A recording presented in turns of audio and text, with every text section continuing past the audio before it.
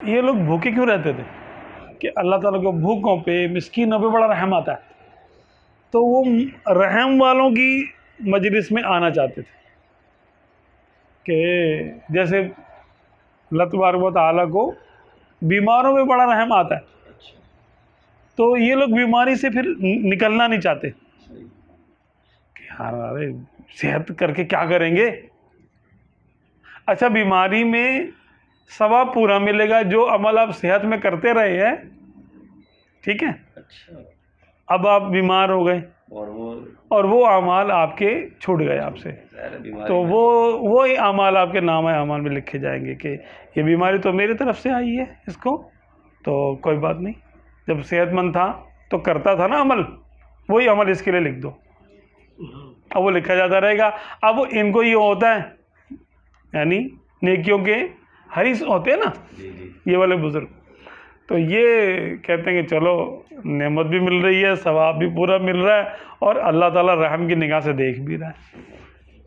बीमारी में अल्लाह ताला रहम की निगाह से देख रहा है, तो हमें क्या ज़रूरत है फिर सेहत की? भाई सेहत लेके क्या करेंगे?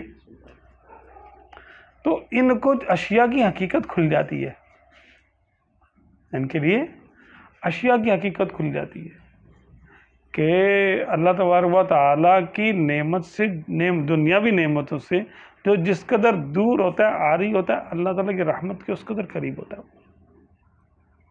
तो ये उन गरीबों में खुद ब खुद शामिल होते हैं, जाकर मिस्कीनों में शामिल होते हैं। हदीस पाक में नहीं है कि या अल्लाह मुझे मिस्कीनों में ज़िंदा रख, मिस्कीनों में मुझे दुनिया से उठा और मिस्कीनों ही के ज़ुमरे में मुझे क़यामत के दिन उठा, कि उन पर सबसे ज़्यादा रहमत है, अल्लाह की नज़र है कि उनको अल्लाह तबारक व तआला ने दुनिया में सबसे कम हिस्सा दिया है, जिसको हम कहते हैं ना बेचारा।